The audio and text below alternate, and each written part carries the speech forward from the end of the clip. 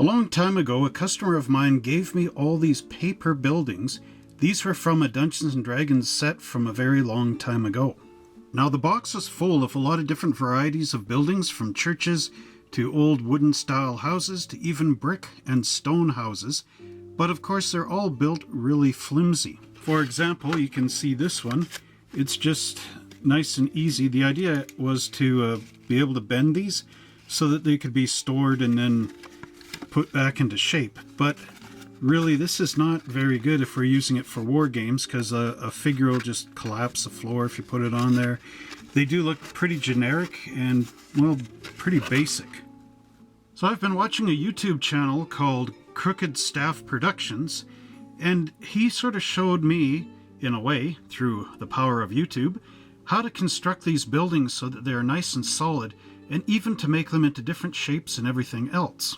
So today I'm going to construct a building showing methods from Crooked Staff Productions, sort of to help you to figure out how to build your own buildings, and to show what I've learned from that channel. Back in 2003, I picked up this magazine called Best New Home Style and Ideas, and it's full of all these little pictures of houses, and they've got plan numbers, so that if you like these houses, you can actually order the plan and have a contractor build it for you. I've always liked this house, the look of it, so I'm going to take one of those paper buildings and rework it into this neat little house. Inside that giant box with all the buildings was a whole lot of these different card types with different patterns on them and whatnot, so I've arranged them all into what they are basically as a pattern. Here we have like the church style pattern. There we have some cobblestone type thing.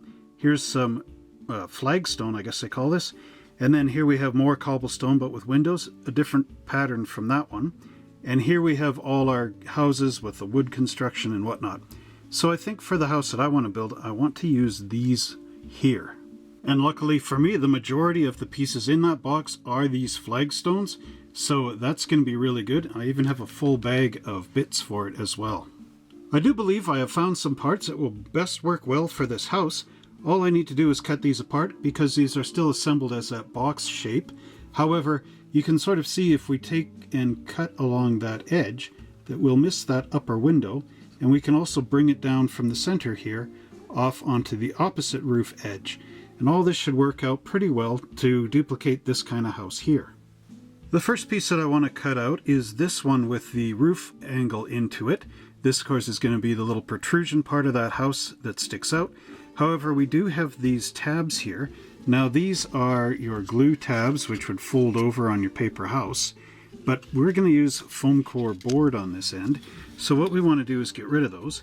And I have this nice steel ruler here I got from Staples, which is an art supply, actually it's a business sort of store that they sell all those sort of things, school supplies, office supplies. So I'm taking my X-Acto blade here, a number 11 with unfortunately a broken tip, and I'm just going across and cutting these off. So I want to save these tabs because we are going to need them to dress up the ends of the foam core board. So we just drag the knife along. Always be careful when using a hobby knife so you don't stick yourself with it. And there. So now we have this nice dormer sitting there, and that will be that front portion of our building. Next, I want to take these preformed boxes apart, and as you can see, there's a little tab in there. So here I'm going to carefully just peel it apart with my fingers. Let's get rid of that knife then. Okay. No, that's not as hard as I thought it would be.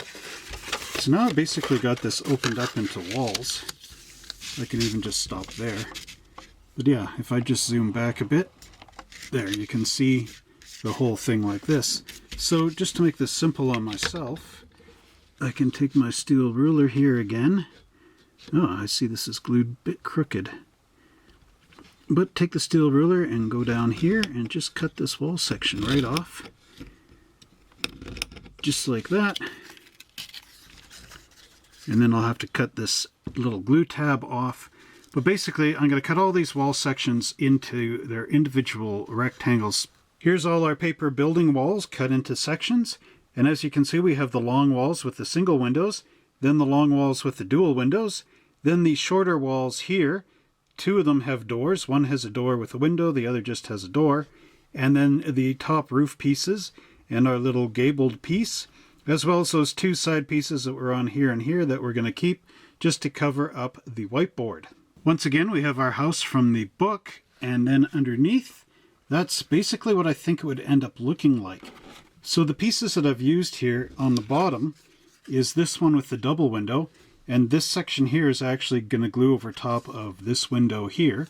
And then up top, I've got a single window, but this is the taller one. It's not really cut taller.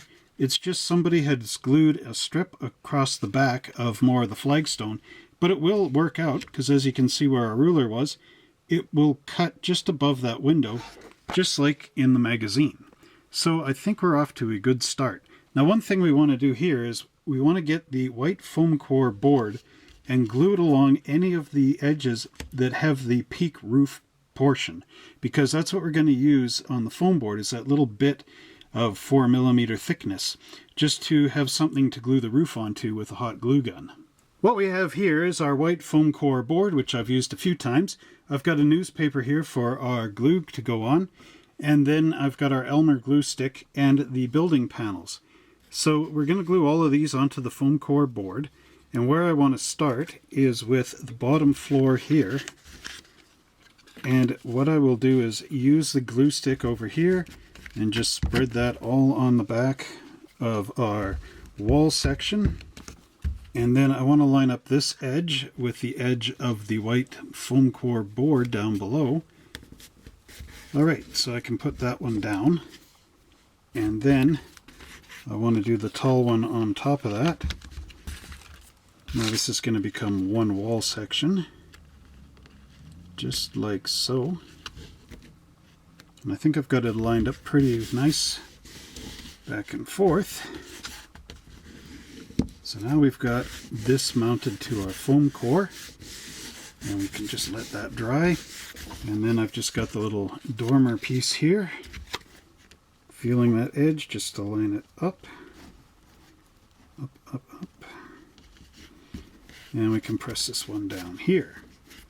Now we've got the three components that are going to make up the second back wall of this building, and I think I need to arrange them in the exact same way, because when I cut the roof at that angle, I'll have to cut this one at the angle too. And if these are in reverse, I'm going to be cutting right into that window up top on the dual windows. So we can just glue it up the same way. We'll just take our glue stick here once again, go across the back. Now what I'm going to do for a little extra glue is do the same here, trying not to hit the image beside it, just so that there's more glue onto both surfaces. And then like before, now I'm going to put this up close to the edge. We can always separate that with a knife. And there's the first bottom floor. And we want to make sure we don't have a window upside down or something crazy. So just be careful and make sure you line up to the bottom. And rub down to all your corners from the inside out. And then I have this little extension strip again. Now these extension strips on the originals were meant to overlap so that you could glue two of these sections together, overlapping. But in this case, we don't really need to overlap because we're taking this onto the foam core board in a totally different way. Here we have our parts cut out of the foam core board, and I've got my little dormer extension here, as well as the front wall that I'm going to use this on next, and our back wall down here. But I noticed something that we could do. So, in essence, I could take this, and I've got this little blue Sharpie right here. I'm just going to make a mark right there, and then one there, so that now you can sort of see the angle we're going to go into. But I do believe I could also cheat a little bit and make one on this side, and they should line up right where they need to be once we cut our roof. Okay, so there's our house there, and just to make sure, we do have it line up with that angle there and over here as well. What you want to do is you want to put the images back to back on each other and then make your marks and cut them out, because if you do them this way, that means that this side is your inner wall on the back to match that roof angle. So I just realized my quick mistake here. Hey, I'm not as professional as the other guy. I'm just starting this series. So anyway, it's not a total loss. So there's the roof pitch there and there. And now we can cut it away on the inside piece. All right, now that the tragedy is over, here we have the front and back wall, or the back and front, depending on which way you want to lay this out, and our little dormer. And what I have here is a piece of sandpaper on an MDF block. And what I'm going to do is, just to make sure that the edges are nice, we can actually hold these two together this way, and just sand them together, or even sand them on their own. Just make sure that these edges are nice and crisp.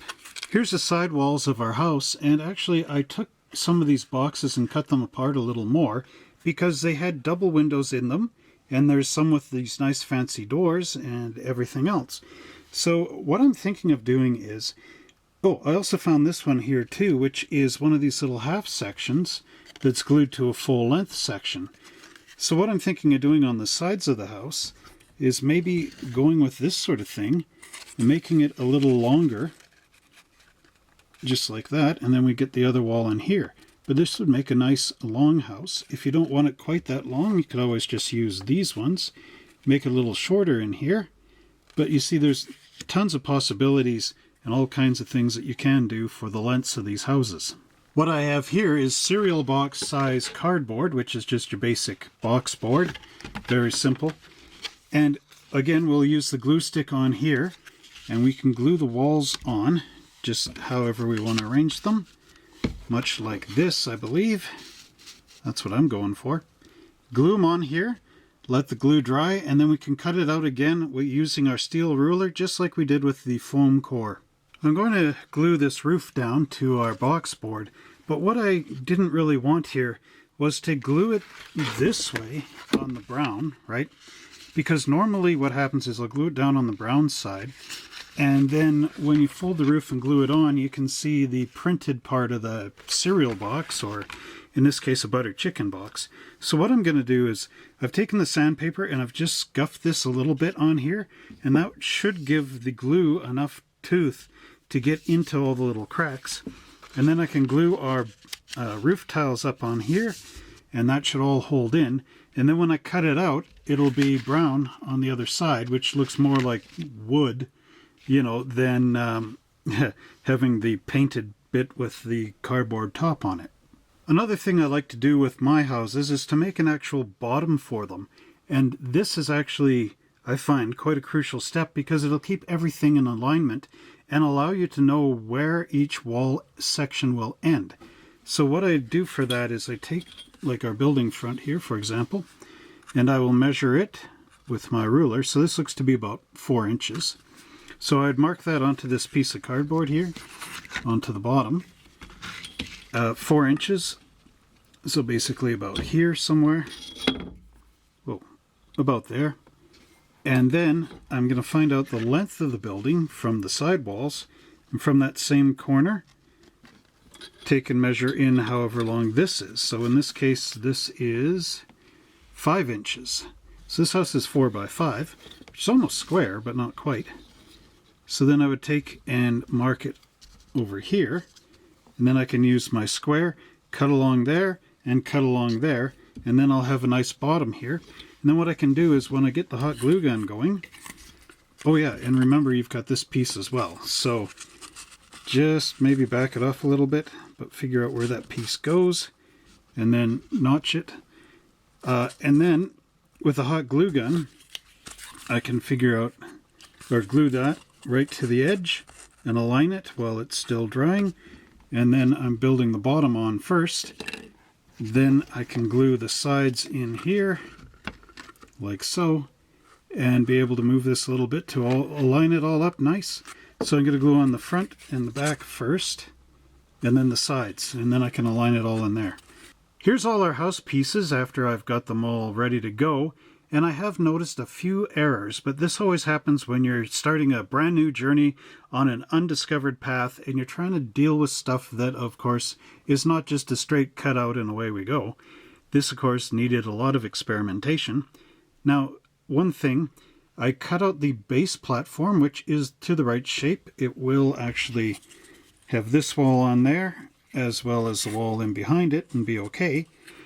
Anyway, another thing I noticed is one of the walls that I did put together this way, when you get the wall on the other side, the doors actually line up from one side of the house to the other. So this would be, actually this is the front here, so you would have this, right, which is okay on this side. But then if you use, which one was it? This one. If I turn it around this way, you see the door is at the front on this side. So that means that your house has a door at the front on one side and a door at the front on the other, which basically means that the hallway would be right straight in front and people could run from one side of the house to the other. So I'm getting rid of this wall here, and I've made a duplicate of it, but in reverse. So now you got the windows in this corner up front and the door at the back. And the door on the other side, of course, is, well, going to be in the original location. So there it is there. So now you're not really running, there we go. There, put it like that. So you're not really running from right across like you would this way. You're actually got the windows there. So this is more like how a house would properly be made, and not really like this with the doors directly across from each other. The other thing is I don't have a roof long enough or big enough for this, using, of course, the Dungeons and Dragons print. So I found a tile that I like. Actually, these are shingles that I like that would look nice. These are from the Games Workshop from their village set. However, the problem is they're too short. So this roof is now completely useless. I will have to make a new cardboard one, and I don't have the length, but I know a little trick on making shingles. All right, so I got the hot glue gun, and of course now it's working nicely, I might add. So what I want to do is take a little bead along here on our dormer window. Just a nice light one. And we do have these pieces that were the little ones we cut away. We're just going to put this up to the edge on here. Just like that, and line it up before we do anything, because the cardboard sticks up a little bit off of the foam. And we can do the same for the one on the other side. Now, in order to get our cardboard level here, which is what we'll need to do, and just take my sandpaper block and sand right there until eventually it all becomes level. Now we have our dormer all nice to shape and nice and flat across here. So what I'll do is I'll add a little more hot glue onto this. I'm going to back away from the edges just a little in case the hot glue squishes out. Don't really want that. And then simply line it up. Now we can glue this onto our base. So again, we'll just put a little hot glue right along here, all the way to that edge.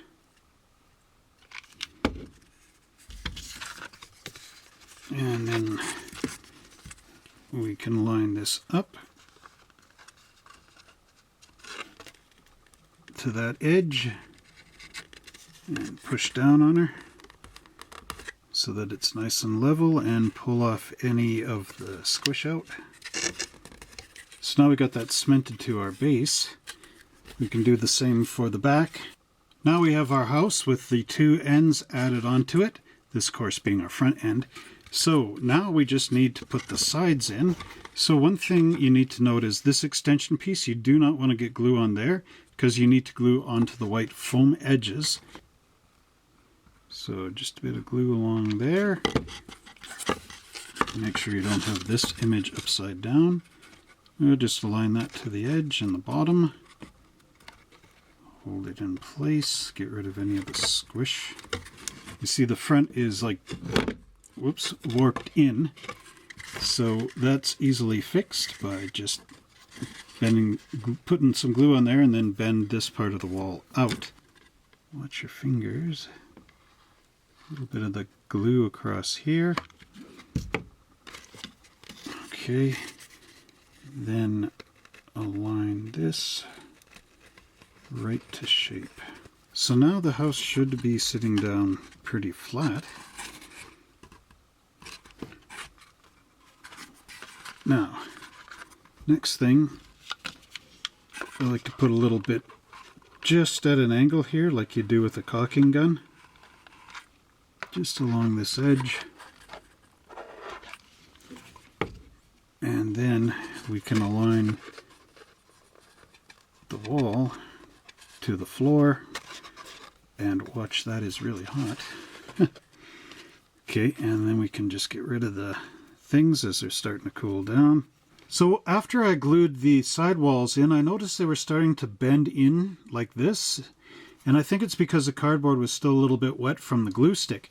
So what I did here is I cut a couple of beams using the foam core board, and I cut them at 4 inches, 4 11/16 actually, and that strengthened up the sides. So now, as you can see, everything is nicely aligned. Now, before we actually get into gluing the roof on our building, I wanted to cover this little tiny strip of exposed white foam core. And in order to do that, I'm taking the rejected piece of our shingles that I tried before, and I cut a strip out of them, and that will glue down with the hot glue gun, just like that. Now I have that little piece covered with our shingles, and what I've done here is I've taken the roof and I've cut it 5.5 inches long, half an inch longer than the actual building itself. And the reason for that is that I want it to have a little bit of overhang, and overhanging here. I am going to glue the brown side down so that it looks like wood. And this side here with the hamburger, I will cover it with shingles like I said I would do. And in order to make shingles, you just basically take strips of cardboard like this, and you would glue them overlapping from the bottom and work your way up. And here we have our house with the roof glued on, and as you can see, it does look kind of silly because we still have the big hamburger on there. However, just like we did on the bottom, you can take your sanding block and gently, until you scuff that image, and then you can always just wipe it off with the rag here, because again, we want a tooth for our shingles to fit in. And one thing that is cool is somebody built this chimney and left it in the box. So the tabs on here were sticking straight down like this. So I took my knife and just scored a nice little thin line on the bottom. I can bend these in, and I can glue the chimney on before we actually do the shingles, because then that way as the shingles butt up, they can butt up against the chimney just like they're supposed to, and I don't have to try to glue the chimney onto odd-shaped shingles and all the rest. So I will measure both ends and find dead center and put the chimney in about dead center of the house. Now that I have the roof on, I noticed something that could be improved upon. This little piece of shingle that I glued inside here, it doesn't really come out to meet the overhang of this. So what I can actually do is recut our shingle piece here and then make it so that it matches to the underside of that overhang. There, that looks much more like the prototype house, and I even left a little overhang off on this edge. And another thing I did is take my knife and just clip a little couple of nicks into the very edge of the last piece of shingle, just to make it look quite right, like real shingles would look. What I've done here is I'm going to duplicate these shingles off of our pattern here, and I've taken our box board and I've cut it at 1/2 inch thickness on these long strips that are 5.5 inches long. And I'm going to take my little scissors here, and I marked out where each of the shingles meet, and I'm going to take and cut with the scissors just like this, just to roughen it up a little. So I want to take and round the edge off, just sort of like that. And then get in here and, make a couple little notches and whatnot. And I'll do this all the way down the strip, notching it as I go. And then the trick here is to take another strip and do the same thing with it. and just overlap them a little bit so that you can see all the shingles just like it is on the pattern here. Now here we have 2 strips of shingles so that I can show you what I'm talking about. What we want to do is cut these notches out, and then on the ones above you can cut them in a different position, sort of like how bricks work where they overlap a little bit in between. They're not like one brick directly on top of the other. And what we're going to do is I want to keep that brown side down, so I'm going to use some carpenter's glue and just run a bead along there, glue this down so that these shingles overhang a little. I'm going to glue the colored side on the bottom out, because again, when we look underneath we want to see the brown and not like some red paint or whatever's going on there. And now with the second strip we can actually glue it brown side up, because at this stage it won't really make a difference. And we want to glue it so it actually overlaps like this. And now we'll actually have some really good three-dimensional style shingles that'll be appearing on here. The only thing is you're going to have to make a lot of them, and you want them to overlap on the edge like that. And here we have our house with all the completed shingles. There are 12 rows of shingles all the way from the top to the bottom, and I do have the colored side of the paper out at the bottom, so underneath, of course, if we turn this around, you can see the brown. Now, I need to paint this. Oh, one thing before that, this little rounded roll edge I've got on the top of the roof, that's actually from the folds in our cardboard. There is a nice little half rounded ridge in there, so I just cut it to the right shape and glued it up top.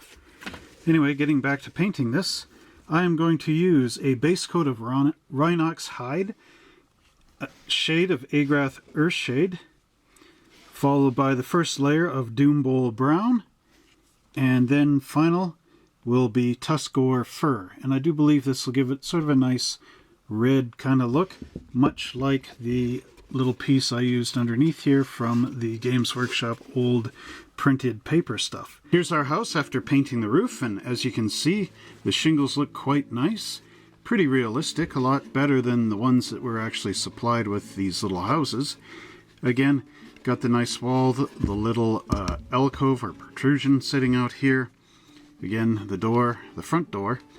Now, this house actually was supposed to be cut off here at an angle to make it match that illustration better, but the reason why I didn't do that is because of these interlocking bricks on the edge, and I didn't really want to cut one of these super narrow and try to figure it out, so I kind of went the lazy route, but it still does look quite nice, and it's a lot more impressive than just the original buildings that we had before.